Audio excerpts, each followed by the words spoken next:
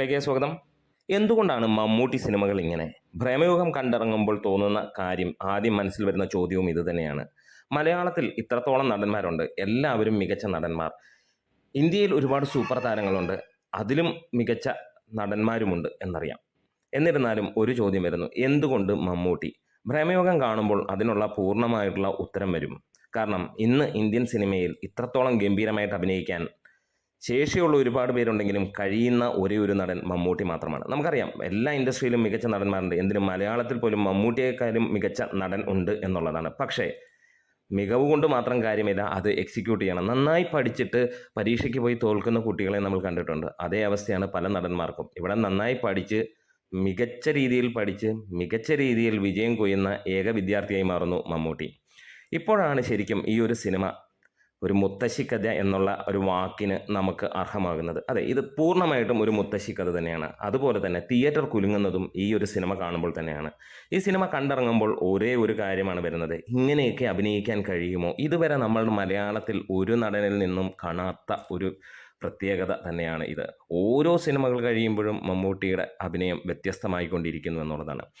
ഇന്നലെ മാത്രം book my ഷോയിൽ നിന്ന് സിനിമയ്ക്ക് വിറ്റുപോയിരിക്കുന്നത് 103.3K ടിക്കറ്റുകളാണ്. അതായത് 1,00,000-ന് മുകളിലുള്ള ടിക്കറ്റുകളാണ്. നമുക്കറിയാം 3 സിനിമകളാണ് മികച്ച രീതിയിൽ പ്രദർശിപ്പിക്കുന്നത്. ഭ്രമയുഗം, പ്രേമലു, അന്വേഷിപ്പിൻ കണ്ടെത്തും. 3 സിനിമകളും, അല്ലെങ്കിൽ അന്വേഷിപ്പിൻ കണ്ടെത്തും പ്രേമലുവും മികച്ച സിനിമകൾ തന്നെ. പ്രേമലു അതിനകത്തിൽ എക്സ്ട്രാ ഓർഡിനറി കിടിലം പടം തന്നെയാണ്. ഈ 2 സിനിമകൾ നിൽക്കുമ്പോൾ മൂന്നാമതൊരു സിനിമയും പോസിറ്റീവ് അടിക്കുമ്പോൾ നമ്മളൊന്ന് ആലോചിച്ച് നോക്കുക, തീർച്ചയായിട്ടും 3നെയും ബാധിക്കും എന്നുള്ളത്. അപ്പോൾ ഒരു അപേക്ഷ എന്ന് പറയുന്നത് ഇനി വരുന്ന സിനിമകൾ മാറ്റിവെച്ചാൽ വളരെ നല്ലതായിരിക്കും. കാരണം പലപ്പോഴും നമ്മൾ കാണുന്നു, ഒരു സിനിമ പോലും കാണാൻ്റെ ഈച്ചയരിച്ചിരിക്കുന്ന ജനങ്ങൾ ഏതെങ്കിലും ഒരു സിനിമ കാണണമെന്ന് വിചാരിക്കുമ്പോൾ ഒറ്റ പടവും ഇല്ലാത്ത നാളുകളായിരുന്നു കൂടെയും. അപ്പം ഇങ്ങനെ ജയ് പറഞ്ഞ പോലെ ഫെബ്രുവരി 1 ഒരു സിനിമ ഇറക്കിയിരുന്നുവെങ്കിൽ വളരെയധികം നല്ലതായിരുന്നു. 15 ദിവസം അല്ലെങ്കിൽ ഒരു 10 ദിവസത്തെ ഗ്യാപ്പ് കിട്ടിയേനെ. ഇനിയിപ്പോൾ എല്ലാം കൂടെ ഒരുമിച്ച് വരുന്നു കഴിഞ്ഞാൽ ഒരു രക്ഷയുമില്ല. കാരണം ആളുകളുടെ ഈ കാശുണ്ടാവില്ല എല്ലാ സിനിമയും കൂടെ കാണാൻ. ഒരു ഫാമിലിയുമായിട്ട് പോകണമെങ്കിൽ 2,000-3,000 രൂപ വേണം ഒരു സിനിമ കാണാൻ വേണ്ടിയിട്ട്. ഇത് ഞാനൊന്ന് പറയുന്നു എന്ന് മാത്രമേ ഉള്ളൂ. ബാക്കിയുള്ള സിനിമകൾ മാറ്റിവെച്ചാൽ നല്ലത്, അല്ലെങ്കിൽ എല്ലാത്തിനെയും ബാധിക്കും എന്നുള്ളത് തന്നെയാണ്. കാരണം ഇനിയും വരാനിരിക്കുന്നതും കിടുക്കൻ പടങ്ങളാണ് എന്നറിയാം. ടിക്കറ്റ് ബുക്കിങ്ങിൻ്റെ കാര്യങ്ങളിലൊക്കെ വരുമ്പോഴത്തേക്ക് നമുക്ക് കാണാം, ഇവിടെ നമ്പർ 1 ആവുകയാണ്. ബാക്കിയുള്ള സിനിമകളെ എല്ലാം ഒരു വള്ളപ്പാടകലെ നിർത്തിക്കൊണ്ട് തന്നെയാണ്. ഇനി എടുത്തു പറയേണ്ടത് ഇതിലെ സംവിധായകൻ്റെ തന്നെയാണ്. അദ്ദേഹത്തിൻ്റെ സിനിമകളെല്ലാം തന്നെ മിനിമം ഗ്യാരണ്ടി തന്നെയാണ്. ചെയ്തു വെച്ച സിനിമകളെല്ലാം തന്നെ ടോപ്പ് നോച്ച് എന്ന് തന്നെ നമുക്ക് പറയാം. ഒരു രക്ഷയുമില്ല. ഭൂതകാലം മോളിവുഡിലെ ഏറ്റവും നല്ല ഹൊറർ ഫിലിം ആയിരുന്നുവെങ്കിൽ ഇത് വ്യത്യസ്തമായിട്ടുള്ള ഒരു ഐറ്റമായിട്ടാണ് ഭ്രമയുഗം വന്നിരിക്കുന്നത്. അത് നമുക്ക് പകരം വെക്കാനില്ലാത്ത ഏറ്റവും നല്ല സിനിമയായി മാറുന്നു എന്നുള്ളതാണ്. ഒരു പക്ഷേ മലയാള സിനിമയുടെ ചരിത്രത്തിൽ തന്നെ ഇത്ര ഗംഭീരമായിട്ടുള്ള സിനിമകൾ ഇല്ല, അല്ലെങ്കിൽ സിനിമയുണ്ടോ എന്ന് ചോദിച്ചാൽ ഇല്ല എന്ന് തന്നെ പറയാം. അമ്മാതിരി ഒരു എക്സിക്യൂഷൻ തന്നെയാണ് ഈ സിനിമയ്ക്ക് ചെയ്തിരിക്കുന്നത്. ഈ ഒരു കാലഘട്ടത്തിൽ നമുക്കറിയാം 4Dയും 4Kയും ഒക്കെ വെച്ചിട്ട് സിനിമ തിയേറ്ററുകളിൽ കാണിക്കാൻ കഴിയുന്ന കാലത്ത് ഒരു ബ്ലാക്ക് ആൻഡ് വൈറ്റ് സിനിമ കൊണ്ട് ആളുകളെ പിടിച്ചിരുത്തണമെങ്കിൽ, ഇത്രയും ആളുകളെ സിനിമ തിയേറ്ററിലേക്ക് എത്തിക്കണമെങ്കിൽ അതൊരു കഴിവ് തന്നെയാണ്, അതൊരു കോൺഫിഡൻസ് തന്നെയാണ്, അത് ആത്മാർത്ഥമായിട്ടുള്ള ഒരു പ്രയത്നത്തിൻ്റെ കാര്യം കൂടി തന്നെയാണ്. ഭ്രമയുഗം എന്ന് പറഞ്ഞു കഴിഞ്ഞാൽ ഒരു ഫൈനസ്റ്റ് ക്രാഫ്റ്റ് എന്ന് തന്നെ പറയാം. ഇന്ത്യ മഹാരാജ്യത്തിലുണ്ടായ സിനിമകളിലെ ഒരു ഫൈനസ്റ്റ് ക്രാഫ്റ്റ് എന്ന് തന്നെ നമുക്ക് പറയാം. ഇവിടെ കാന്താര വന്നപ്പോൾ നമ്മൾ അത്രത്തോളം ആഘോഷിച്ചു, അതുപോലെ തന്നെയാണ് അന്യഭാഷകളിൽ ഈ സിനിമ ഇപ്പോൾ പ്രേക്ഷകർ ഏറ്റെടുക്കുന്നത്. ഒരു പക്ക പാൻ ഇന്ത്യൻ മൂവി എന്നുള്ളതാണ്. ഇവിടെ 100 കോടിയും 50 കോടിയും കൊഞ്ഞനും കുത്തി നടക്കുന്നവർ ഒരു കാര്യം ആലോചിക്കുക. പ്രൊഡ്യൂസർ ഒരു 100 കോടിയുമായിട്ട് പോയി കഴിഞ്ഞാൽ ഒരു തിയേറ്ററിൽ പോയിരുന്ന 200 കോടിയിൽ നിന്ന് വേണമെങ്കിൽ അടിക്കാവുന്ന കാര്യമേ ഉള്ളൂ. പക്ഷേ നല്ല സിനിമ കാണണമെങ്കിൽ അത് പ്രൊഡ്യൂസർ 100 കോടിയും കൊണ്ട് അവിടെ പോയി ഇരുന്ന് കഴിഞ്ഞാലും നടക്കില്ല. കാരണം ഇതേപോലെയുള്ളൊരു നടനെ കിട്ടണം, ഇതേപോലെയുള്ളൊരു കഥ കിട്ടണം, ഇതേപോലെയുള്ളൊരു ഡയറക്ടറെ കിട്ടണം. അപ്പോൾ എല്ലാം കൂടെ എക്സിക്യൂട്ട് ചെയ്ത് മികച്ചതായി വരണം. ഇനിയും ടെക്നിക്കൽ ഡിപ്പാർട്ട്മെൻറ്റും പെർഫോമൻസും എടുത്ത് നോക്കിക്കഴിഞ്ഞാലും ഒരു രക്ഷയുമില്ല. വെറും 3-4 പേരെ വെച്ചിട്ട് ഒരു സിനിമ ഈ റേഞ്ചിൽ എത്തിക്കാമെങ്കിൽ എന്തായിരിക്കും എന്നുള്ളതാണ്. ക്രിസ്റ്റോ സേവ്യർ ഒരു രക്ഷയും ഇല്ലാതെ തന്നെയാണ് എത്തിച്ചിരിക്കുന്നത്. സല്യൂട്ട് കൊടുക്കേണ്ടത് രാഹുൽ സദാശിവനാണ്. ഇതൊക്കെ എത്രയും എത്തണമെങ്കിൽ ഒറ്റ പേര് മാത്രമേ ഉള്ളൂ. ഇല്ലെങ്കിൽ ഇതും ഒരു സാധാ പടം പോലെ പോയതിന് മികച്ചതാണെന്ന് എല്ലാവരും പറയും. കാരണം അത് അമ്മാതിരി ഒരു ക്രാഫ്റ്റ് തന്നെയാണ്. പക്ഷേ ഇതിനെ ഈ ഒരു പീക്ക് ലെവലിൽ എത്തിക്കണമെങ്കിൽ ഒറ്റ പേര് മാത്രമേ ഉള്ളൂ. അത് ഞാൻ പറയേണ്ട കാര്യമില്ല, നിങ്ങൾ പറയും, അതാണ് മമ്മൂക്ക. പോറ്റി എന്ന് പറഞ്ഞു കഴിഞ്ഞാൽ, അതെ, കൊടുമൺ പോറ്റി എന്ന് പറഞ്ഞു കഴിഞ്ഞാൽ ഒരു രക്ഷയുമില്ലാത്ത ക്യാരക്ടർ തന്നെയാണ്.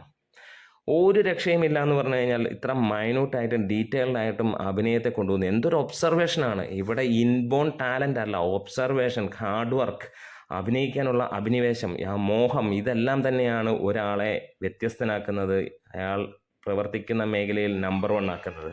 കഴിവ് ജന്മസിദ്ധമായിട്ടുണ്ടെങ്കിൽ അത് പ്രയോഗിക്കാതെ പെട്ടിയിൽ വെച്ചിരുന്നു കഴിഞ്ഞാൽ ഒരിക്കലും മികച്ച നടനാവില്ല. മികച്ച നടൻ തന്നെയായിരിക്കും, പക്ഷേ നല്ല ഔട്ട്പുട്ട് വരില്ല.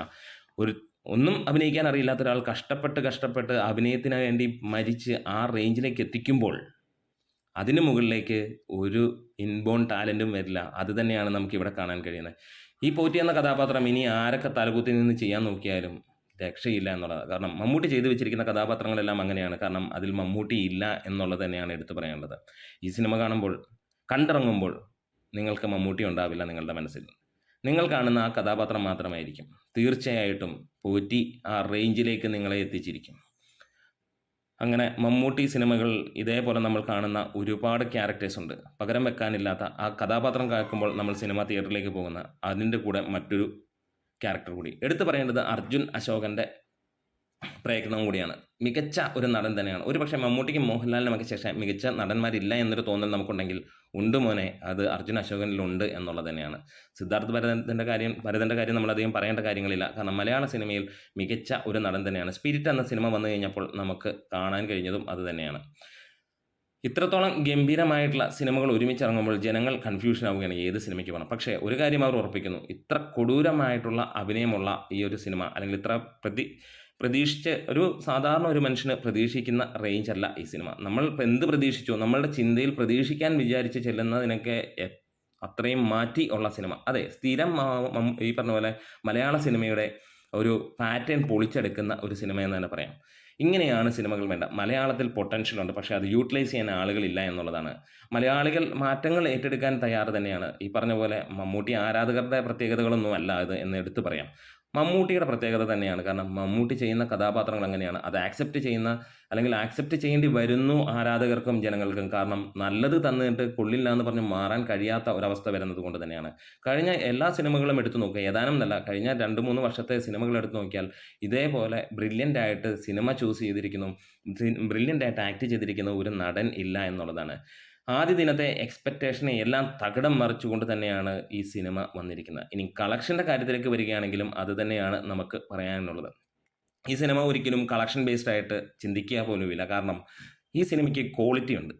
ഇതിൻ്റെ ക്വാളിറ്റി എന്ന് പറഞ്ഞു കഴിഞ്ഞാൽ മലയാള സിനിമയെ ഇന്ത്യൻ സിനിമയുടെ, ലോക സിനിമയുടെ മുന്നിലേക്ക് എത്തിക്കുന്നു എന്നുള്ളതാണ്. അവിടെ ഈ പറഞ്ഞ പോലെ പിച്ചക്കാശ് പറഞ്ഞു 50-100 കോടിയുടെ കണക്ക് പറഞ്ഞ് പറ്റിക്കുന്ന പരിപാടിയേക്കാൾ നല്ലത് മികച്ച സിനിമ എത്ര പേർ കണ്ടു, എത്ര നാൾ തിയേറ്ററുകളിൽ ഓടി എന്നുള്ളതാണ്.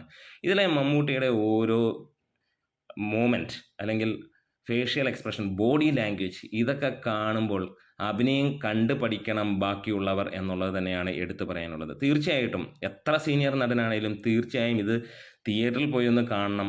എത്ര കടുത്ത എതിരാളികളായിട്ടുള്ള മമ്മൂട്ടി ആരാധകരാണെങ്കിലും ഒന്ന് തിയേറ്ററിൽ പോയി കാണണം. എന്നിട്ട് ദൈവത്തോടൊന്ന് പ്രാർത്ഥിക്കണം, ഇതേപോലെ ഒരു സിനിമ എൻ്റെ നടനും കഴിയണേ.